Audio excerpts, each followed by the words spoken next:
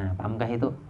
Setelah kita membaca at-tahiyyatul mubarakatuh salawatut thayyibatulillah, hati kita penuh dengan cahaya, penuh dengan terang, sampai kita membayangkan inilah dahulu ketika Nabi bertemu Allah Ta'ala dalam keadaan seperti ini, dalam kalimat yang dibaca seperti ini. Kita memandang Nabi itu ada di dalam bayangan kita. Karena kemudian itu sangatlah pantas kita mengucapkan salam kepada Nabi. Assalamu alaika ayyuhan Nabi. Artinya apa?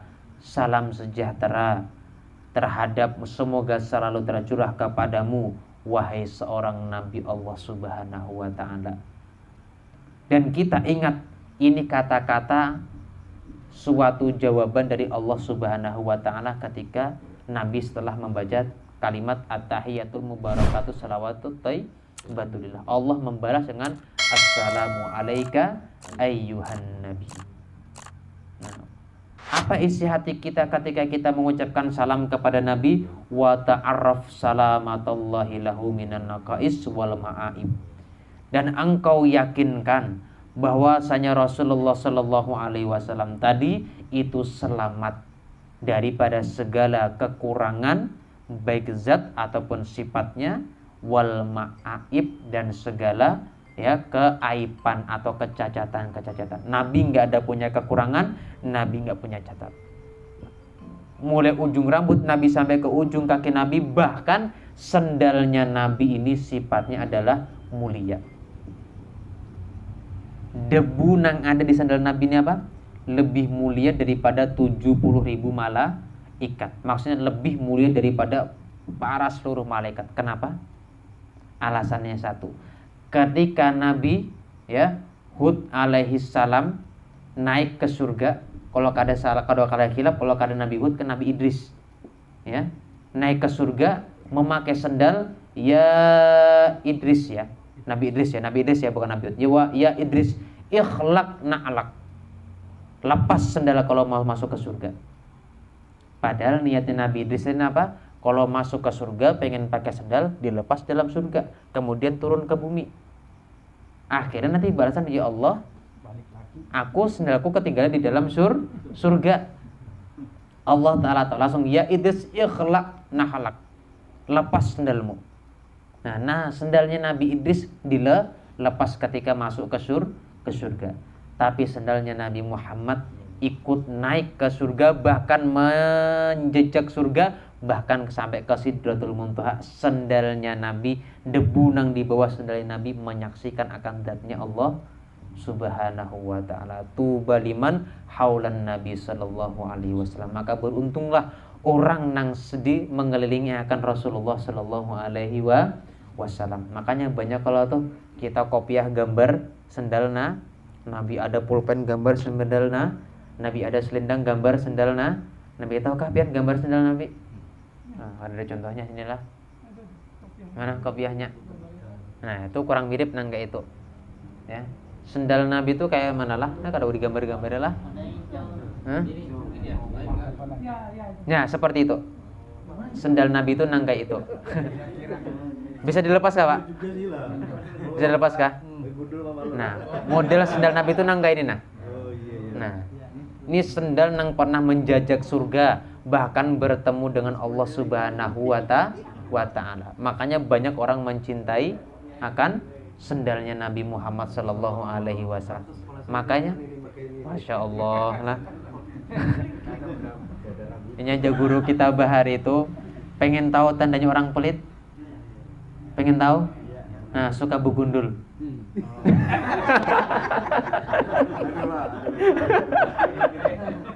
Ini bukan menyinggung lah. Ini menyampaikan ujar guru, bukan ujar kita, ujar guru yang pernah kita dengar ya. Ya kalau lah. Nang asli apa kena dicukur guru Ini kalau orang begunting tuh sedikit 20.000, sebulan panjang lagi gunting lagi. Ya bersedekah. Coba orang gundul, malaran 3 bulan gara potong rambut. Dikali 60.000 lah. Itulah. Oh, seminggu sekali lah. Supaya jangan dikatakan botaknya sebagian esok bulan ini kanan, besok kiri, bulan depan ke dia bagian atasnya nah. Ya. Memangnya sedekah lawan tukang cukur aja guru aja. Bisa jadi nang botaknya apa? Lebih banyak sedekahnya daripada nang banyak rambutnya. Yang banyak rambut bersedekah harus ada angsurannya. Yang ada nang bisa rambutnya sedekah, rambutnya harus rapi. Coba orang botak tadilah, nah sedekah ya lah tuh kemanapun tanpa ada angsuran. Cuma 3 bulan sekali. Nah tadi itu tadi. Jadi beruntunglah bagi sesuatu yang mengumpuli akan diri Nabi. Baju Nabi mulia, selendang Nabi mulia, debu bahkan yang di badan Nabi itu sangat mulia karena pernah bertemu dengan Allah Subhanahu wa Ta'ala. Itu makanya kalau pakai kopiah seperti itu jangan dibawa ke WC karena mengandung akan gambar sendal Nabi nang dihormati, nang dimuli, ya kan, jangan dibawa ke WC. Nah, ya, bahaya lah, jangan dibawa ke WC ya. Kalau masuk ke dalam gambaran lu ke kopiah. Ya, maksudnya penutup kepala bukan kopiah. Disunahkan kita masuk ke WC itu memakai penutup kepala karena ujar Nabi, setan tadi ya akan menupi akan ubun-ubun kita kalau kita masuk WC atau kamar kecil nggak pakai penutup kepala. Handuk atau sarung dikaitkan ke atas. Nah, terserah aja, atau andai kata ketinggalan pakai tangan. Nah, pakai tangan kanan. Nah, penutup kepala, bukan harus kopiah. Nah, apalagi kopiah haji masuk WC lah. Nah, jangan pakai penutup kepala, bukan kopiah. Nah, kopiah gisan sembahyang, jangan gisan ke mau masuk WC itu baju untuk sembahyang dilepas. Sarung yang mau dipakai sembahyang juga dilepas. Nah, ini yang membedakan baju nang kita pakai sembahyang jangan sampai dibawa masuk ke tempat nang kada baik. Oh ya. Tafaulnya itu di situ, sempananya itu di situ ya. Hah? Kebelet. Enggak ada kisah sudah itulah. Mau sudah kebeletin pinggir jalan gini, pohon dikamihinya juga lah, belik bangkak lah. Nah, ini tadi lah. Ingatakanlah Assalamu alayka ayyuhan nabi. Ini adalah salam Allah kepada Rasulullah ketika sampai di hadapan Allah Subhanahu wa Ta'ala. Dan kita kenali Nabi itu tidak ada sedikit pun kekurangan, apalagi kecacatan. Sendal Nabi, bahkan debu yang di bawah sendal Nabi pun lebih mulia daripada seluruh malaikatnya Allah. Kenapa? Malaikat Jibril ya, ketua daripada seluruh malaikat, ingin melewati Sidratul Muntaha perbatasan, dibawain Nabi Muhammad, temannya aku wahai Jibril. Ujar Nabi Jibril, selangkah aja aku maju, maka aku akan terbakar menjadi abu. Nah, jadi Nabi Muhammad bertemu dengan Allah Ta'ala dengan sendirian. Itu tadi ya. Makanya lebih mulia daripada seluruh malaikat. Dan Nabi pakai sendal masuknya, tidak dilarang Allah Subhanahu wa Ta'ala. Allati lam takun li ghairihi minal awwalin wal akhirin, yang mana tidak ada makhluk Allah Ta'ala yang diciptakan Allah yang sama seperti Nabi Muhammad. Apakah mulai dari Nabi Adam, sebelum Nabi Adam sampai hari kiamat nanti tetap mulia Nabi Muhammad. Sehingga ketika kita salat Allahumma sholli ala sayyidina Muhammad, kita bertawasul kepada Allah Ta'ala dengan nama yang paling agung. Sampai-sampai Nabi Adam menikahi Hawa dengan maharnya Allahumma sholli ala sayyidina Muhammad. Salawat Jibril alaihissalam sallallahu ala Muhammad. Muhammad adalah nama yang sangat agung yang kita tawasulkan kepada Allah Subhanahu wa Ta'ala. Sehingga ada kata sampai ngelihati jam tangan punya teman, wah bagus sekali Pak, Allahumma sholli ala sayyidina Muhammad. Insyaallah akan Allah Ta'ala berikan juga, bahkan yang lebih bagus daripada itu. Tergantung keagungan kita ya dengan Rasulullah Shallallahu Alaihi Wasallam. Ini murah aja nih Pak, yang mahal sekalian yang Rolex, nah harga miliaran kenapa ya. Mik yang kok orang, jangan istri orang kena Allahumma sholli ala sayyidina, nggak bakal kabul lah, karena dengan pandangan hawa nafsu. Nah, melihati misalnya kawan dapat mobil pusat-pusat Allahumma sholli ala sayyidina Muhammad, ya Allah dengan berkat Rasulullah aku hendak punya nang kene juga, insyaallah akan dikabulkan Allah Subhanahu wa Ta'ala. Nang kayak itu hidup. Punya rumah, Pak Supiani bangun rumah, nah, bacaan tawasul Allahumma sholli ala sayyidina Muhammad, aku pengen bangun juga rumah nang kene, insyaallah dikabulkan oleh Allah Subhanahu wa Ta'ala. Tergantung bagaimana kita mengagungkan nama Rasulullah sallallahu alaihi wasallam. Anak garing bisa mencapai kepalanya Allahumma sholli ala sayyidina Muhammad, pandang ya Allah dengan berkat Nabi Muhammad sembuhkan anakku yang sakit, insyaallah sembuh. Nah, itu ya kuncinya di sini. Tapi itulah lahir dari hati kita. Kita menyambut nama Muhammad tadi, apakah hati kita penuh rasa keagungan atau kada? Kalau biasa-biasa biar sampai beliuran membaca kada bakal kabul juga lah yang diartikan dalam hatinya. Warahmatullahi wabarakatuh.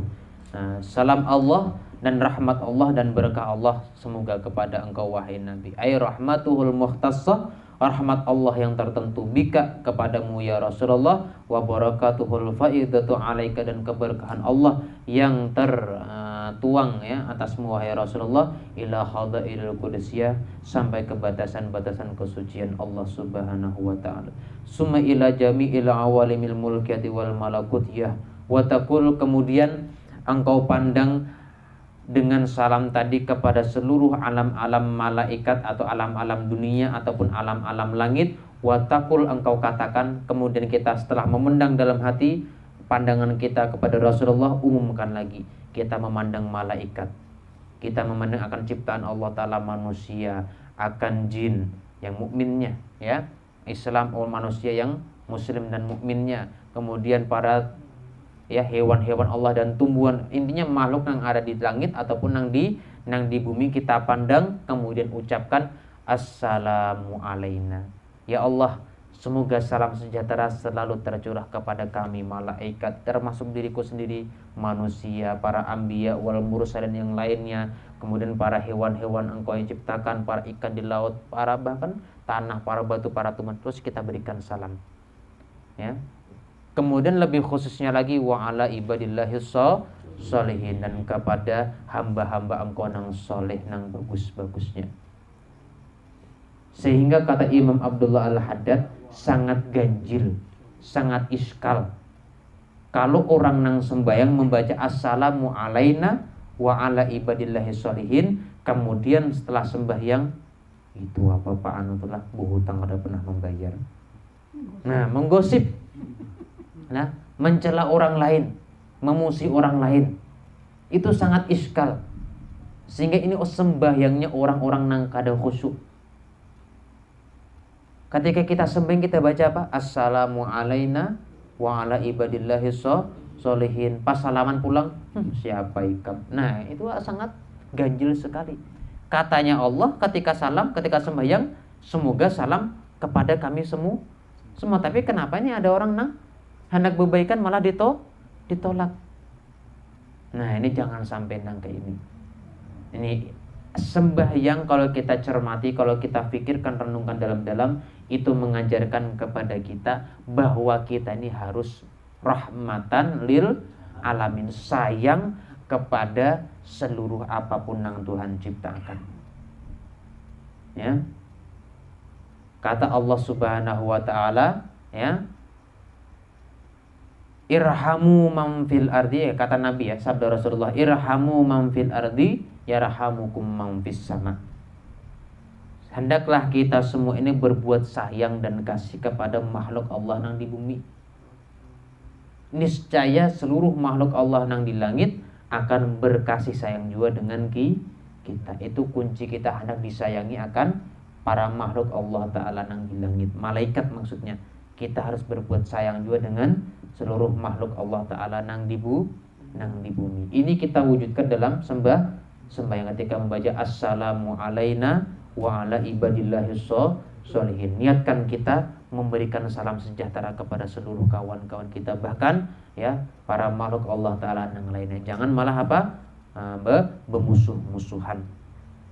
Ya, tadilah pandang ketika sembahyang kita memaafkan seluruh umatnya atau makhluknya Allah Subhanahu wa ta'ala, khususnya kepada hamba-hamba Allah nang soleh, nang bagus-bagus. Dengan apa kita assalam tadi? Bil afwi wal ghufran, dengan memaafkan dan mengampunkan. Makanya bagus orang Banjar tuh ketika bersalaman minta halalah, minta ampun, minta ridha dunia akhirat. Nah, kayak itu bertemuan. Apa?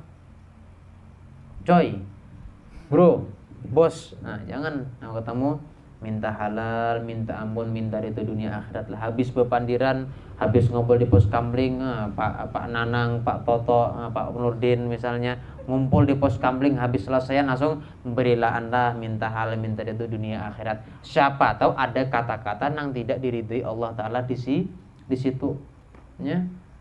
RT 2 membahas ngibah RT sebelah. Nah, itu kan termasuk apa? Sesuatu yang kada dari Allah apa RT sebelah itu lah bantuan kada turun-turun lah.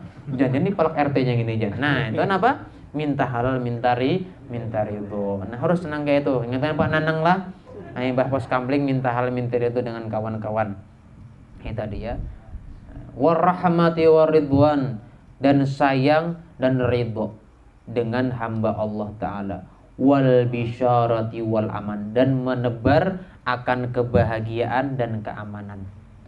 Jangan sampai ketika orang di sekitar kita tuh merasa terganggu. Kita sebagai orang Islam yang beriman kepada Allah Ta'ala itu harus menyebarkan kebahagiaan kepada hambanya Allah Subhanahu wa ta'ala. Idkhalus surur fi qalbil mu'min sedekah, memasukkan kesenangan, kebahagiaan di hati orang yang beriman itu sedekah. Pak Nanang misalnya masak kaki 4. Nah, ya lo masak kaki 4. Nah, di kios Al Mukmin. Nang jamaah kita ke rumah makan kaki 4. Nah, barangnya kaki 4, ayam 4, 2 ekor dah kaki 4 ya lo tuh. Asal jangan kucing aja lah. Beli kambing Cina lah. Nah, itu jangan sampai. Nah, itu mah memasukkan, atau kita misalnya senyum dengan kawan-kawan kita, asal jangan apa? Berlebihan senyumnya. Ya, cukup dengan teman-teman yang lakian aja nih, bini kawan disenyumi juga. Jangan juga curiga kena kawan nih. Jangan lah. Nah, suka beromong nang bagus-bagus, suka menegur berdahulu, suka bersenyum sapa, suka bersalam. Ini apa? Menebar akan kebahagiaan kepada hamba-hambanya Allah Ta'ala. Ini bentuk dari assalamu alaina wa ala ibadillahis sholihin. Yang terpenting adalah menebar keamanan. Kita punya tangan, jangan sampai tangan kita ini membuat orang lain kada aman. Kita punya lisan, jangan sampai lisan kita membuat orang lain kada aman. Kita punya mata, jangan sebab mata kita orang lain kada aman. Kita punya telinga untuk mendengar rahasia, jangan sampai orang lain merasa kada aman dengan telinga kita. Kita punya perut, punya kemaluan, punya kaki, punya seluruh anggota badan kita, jangan sampai orang lain merasa tidak aman dengan kehadiran anggota badan kita. Ya, makanya ujar Rasulullah ketika ditanya oleh sahabat, "Ya Rasulullah, manil muslim?" Siapa itu orang yang betul-betul sempurna Islamnya? Ujar Rasulullah, "Al-muslim man salimal mu'minuna min yadih wa lisanih." Orang yang betul-betul menyempurnakan akan agama Islamnya ketika orang lain selamat dari tangan dan lidahnya. Maksudnya apa? Tangannya tidak mengganggu orang lain, mulutnya tidak mengganggu orang lain. Sebagian, tapi yang dimaksud adalah keseluruhan. Kita tidak mengganggu akan orang lain baik dengan kelakuan ataupun perkata. Itu orang yang Islam. Nah, ini jangan sampai ketika kita ada di kampung, wah itu di kampung kita ini bisa berhilangan barang-barang kita nih. Wah premannya datang di kampung kita, ini suka berhancur-hancur beliau. Nah ini suka tagihan ini, nah bahaya beneran ini. Nah jangan sampai ya orang jangan merasa kada aman di sekitar kita. Itu bentuk daripada assalamu alaina wa ala ibadillahis sholihin yang kita sembahyangkan tiap hari.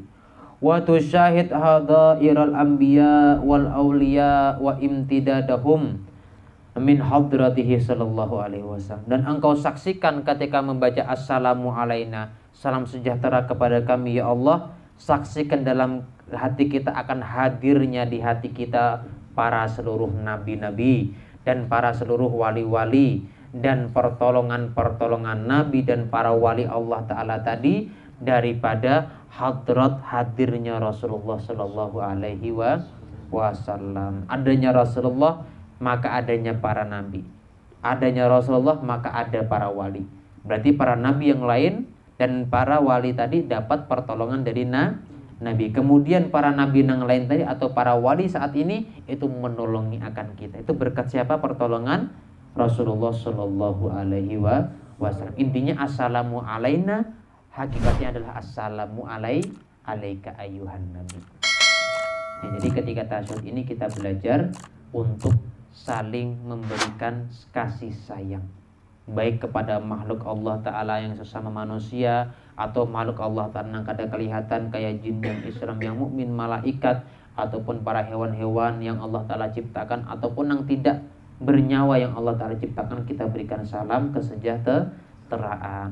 Kalau kita hidup seperti ini, maka hidup kita adalah rahmatan lil alamin, masuk kepada hadis Ar-Rahman, irhamu man fil ardi yarhamukum man fis sama. Kalau kita mau mencintai akan makhluk Allah Ta'ala nang ada ini, maka Allah akan menciptakan seluruh makhluk Allah nang kada kelihatan.